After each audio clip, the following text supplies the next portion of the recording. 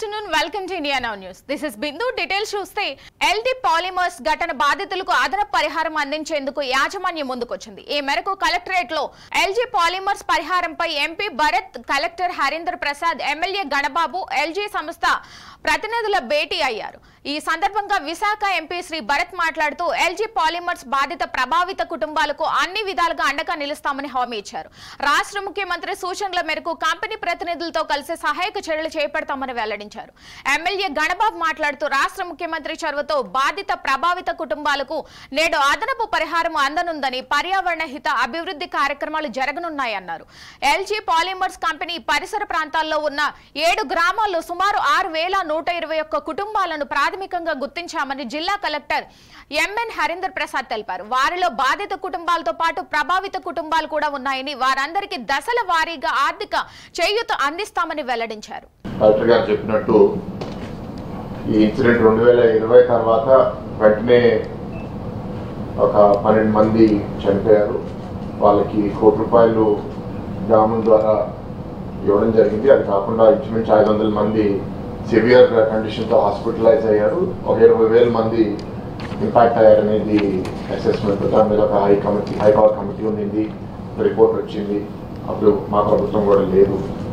So అది జరిగిపోయిన తర్వాత ఇప్పుడు గవర్నమెంట్ మారిన తర్వాత ఈ LG Polymers సంబంధించిన గ్రూప్ కంపెనీ LG Chem ఏదైతే కొరియా నుంచి ఉన్నారో వాళ్ళ చైర్మన్ కూడా మన రాష్ట్రానికి వచ్చినప్పుడు మన ముఖ్యమంత్రి చంద్రబాబు నాయుడు గారిని కలిసి చంద్రబాబు నాయుడు గారితో మాట్లాడిన తర్వాత ఇక్కడ మన సమాజంలో మనం ఏదో ఒకటి చేద్దాము LG Polymers తరపు నుంచి ఇందాక కలెక్టర్ గారు అన్నట్టు 120 కోట్లు మేము ఇక్కడ ఈ ప్రాంత అభివృద్ధి కోసం, ప్రత్యేకంగా ఈ గ్యాస్ లీక్ వల్ల ఎవరైతే ప్రభావితం అయ్యారో మేము 2 విడతల్లో ఫస్ట్ విడత 60 కోట్లు అనేది వెంటనే ఈ ఒక డిస్బర్స్మెంట్ రూపంలో చేద్దామని, ఎక్స్గ్రేషియా రూపంలో మిగతా 60 కోట్లతో ఒక ఫౌండేషన్ ఎస్టాబ్లిష్ చేసి ఇక్కడ దానివల్ల ఇబ్బందులు ఎవరైతే ఫేస్ చేశారో వాళ్ళ కుటుంబాలకి ఆరోగ్య సమస్యల కోసం, విద్యా అవకాశాల కోసం, ఉద్యోగ అవకాశాల కోసం రకరకాల ఆలోచనలు ఆ ప్రాంత అభివృద్ధి కోసం, ప్రత్యేకంగా గ్యాస్ లీక్ వల్ల ప్రభావితమైన కుటుంబాల కోసం చేద్దామనే ఉద్దేశంతో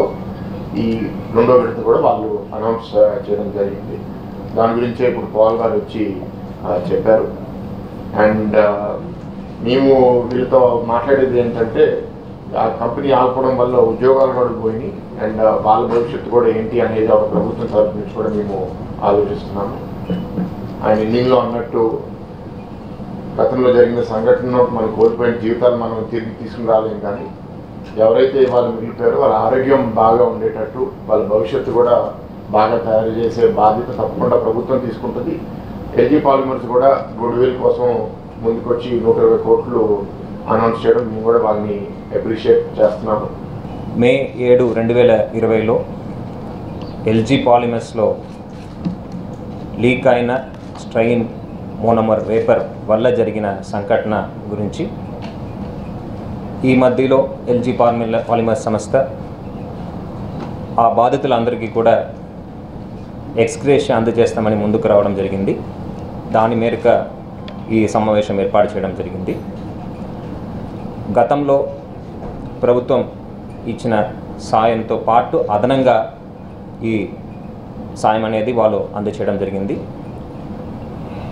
ఈ సాయం ఒక వన్ టైం పేమెంట్గా వాళ్ళు చేస్తామని ముందుకు వచ్చారు. అంతేకాకుండా వాళ్ళ ఒక ప్రపోజల్ కూడా మీకు తెలియచేయడం జరుగుతుంది.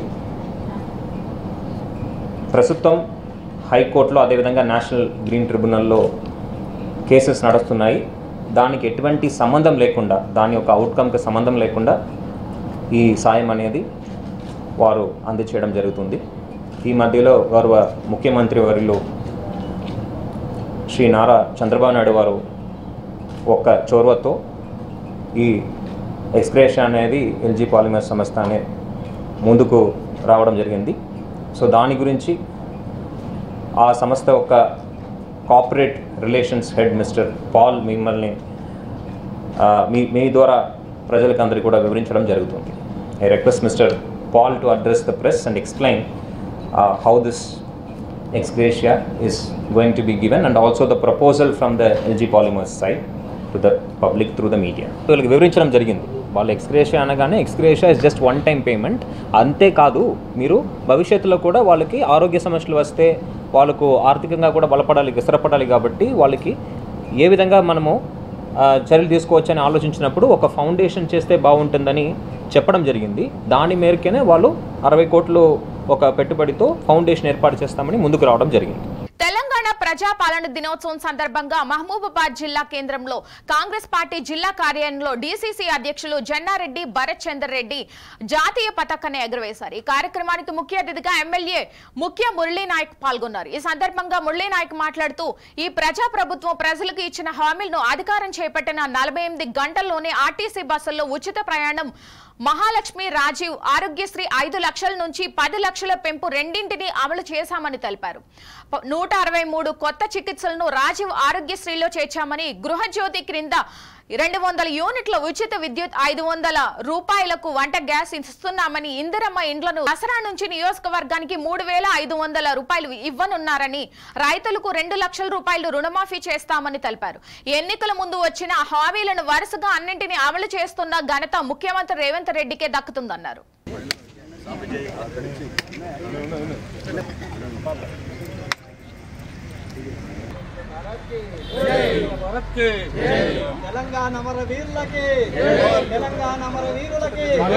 నిజాం నవాబులచే తెలంగాణ పరిపాలించబడేది.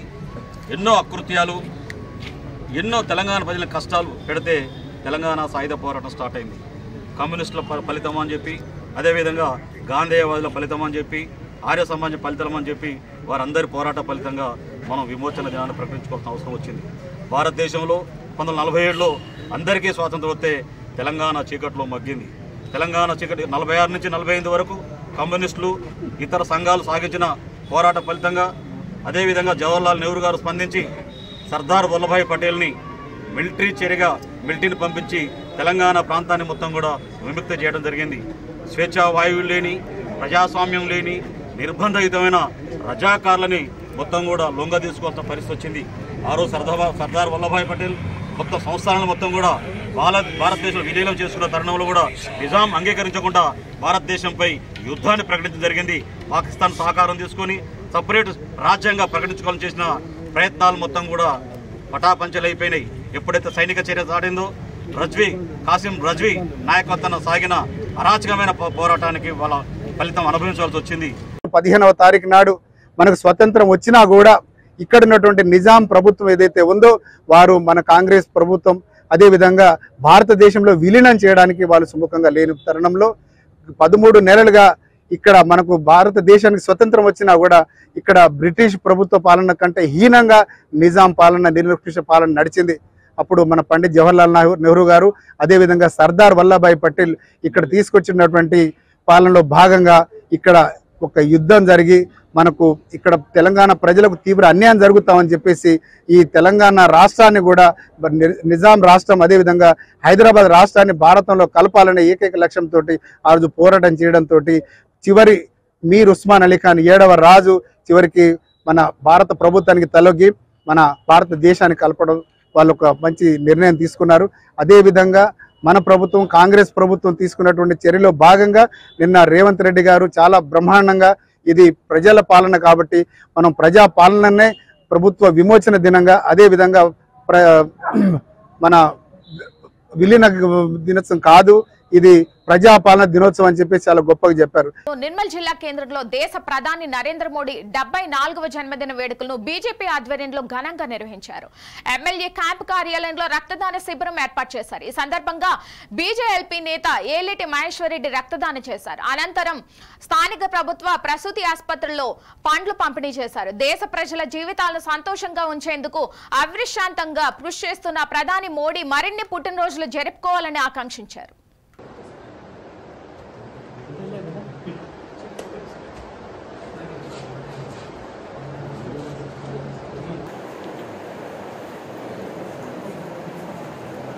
గౌరవ ప్రధానమంత్రి నరేంద్ర మోడీ గారి పుట్టినరోజు సందర్భంగా యావత్ దేశంలో జరుగుతున్నటువంటి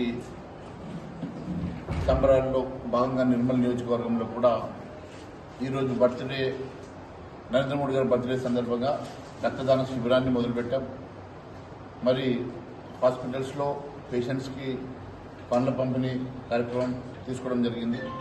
ఈ రోజు నుంచి అక్టోబర్ 2వ తారీఖు వరకు జరిగేటువంటి వివిధ కార్యక్రమంలో దేశవ్యాప్తంగా ముఖ్యంగా తెలంగాణ రాష్ట్రంలోని ప్రతి ప్రాంతంలో కూడా పండగ వాతావరణంలో ఈ కార్యక్రమాన్ని ముందుకు తీసుకెళ్లడం జరుగుతుంది. ప్రపంచంలోనే భారతదేశానికి గుర్తింపు తీసుకొచ్చి ప్రపంచంలోనే 5వ ఆర్థిక శక్తిగా భారతదేశాన్ని నడిపించినటువంటి ప్రధాని నరేంద్ర మోడీ గారు ఈరోజు ఆర్థిక శక్తి ఈరోజు పరిస్థితి చూస్తూ ఉంటే ప్రపంచంలో 3వ ఆర్థిక శక్తిగా అతి త్వరలో మనం చేరుకునే పరిస్థితికి భారతదేశం రావడం, ఈరోజు ప్రతి పేదవాడు నరేంద్ర మోడీ గారి నాయకత్వంలో మధ్యతరగతి కింద మధ్యతరగతి నుంచి మధ్యతరగతికి రావడం, గరీబీ హఠావో కార్యక్రమాన్ని పేదరిక నిర్మూలన కార్యక్రమాన్ని పెద్ద ఎత్తున నరేంద్ర మోడీ గారి నాయకత్వం తీసుకెళ్లడం జరుగుతూ ఉన్నది. ప్రతి పేదవాడికి ఉచిత బియ్యాన్ని ఇస్తున్నటువంటి కార్యక్రమం కానివ్వండి, ఇవన్నీ కూడా నరేంద్ర మోడీ గారి నాయకత్వంలో ఇటు పేదరిక నిర్మూలనతో పాటు దేశ అభివృద్ధితో పాటు ప్రపంచంలోనే ఆర్థిక శక్తిగా 3వ అతిపెద్ద ఆర్థిక శక్తిగా తీర్చిదిద్దుతున్నటువంటి సందర్భంగా ఇలాంటి నాయకత్వం ప్రపంచం కోరుకున్న నాయకత్వం ఈరోజు భారతదేశానికి ఉండడం అనేది గర్వకారణమని తెలియజేసుకుంటూ మరి వారి పుట్టినరోజు సందర్భంగా నేను కూడా రక్తదానం చేసిన నా మొదటిసారి జీవితంలో ఒక రక్తదానం శిబిరంలో నేను కూడా రక్తదానం చేయడం అనేది చాలా సంతోషంగా ఆనందంగా తెలియజేస్తాను. రాష్ట్ర సచివాలయం ముందు రాజీవ్ గాంధీ విగ్రహం పెట్టడంపై బీఆర్ఎస్ పార్టీ పక్షాన రాష్ట్ర వ్యాప్తంగా నిరసనలు వెల్లవెత్తుతున్నాయి. సిద్దిపేట నియోజకవర్గంలో ఊరూరా తెలంగాణ తల్లికి పాలాభిషేకాలు చేశారు. తెలంగాణ రాష్ట్రానికి ఎలాంటి సంబంధం లేని రాజీవ్ గాంధీ విగ్రహం ఎలా పెడతారని కాంగ్రెస్ ప్రభుత్వం ఏర్పడినాక తెలంగాణ అస్తిత్వానికి అడుగడుగున అవమానం జరుగుతుందని బీఆర్ఎస్ నాయకులు విమర్శించారు. నారాయణరావుపేట మండలం పార్టీ అధ్యక్షులు కొన్నయ్య గారి ఎల్లయ్య ఆధ్వర్యంలో అన్ని గ్రామాల్లో పార్టీ గ్రామ శాఖ అధ్యక్షులు పార్టీ సీనియర్ నాయకులు తెలంగాణ తల్లి విగ్రహాలకు పాలాభిషేకం నిర్వహించారు. నంగనూరు మండలంలో పార్టీ అధ్యక్షులు ఆనగోని లింగం గౌడ్ ఆధ్వర్యంలో తెలంగాణ తల్లికి పాలాభిషేకం నిర్వహించారు.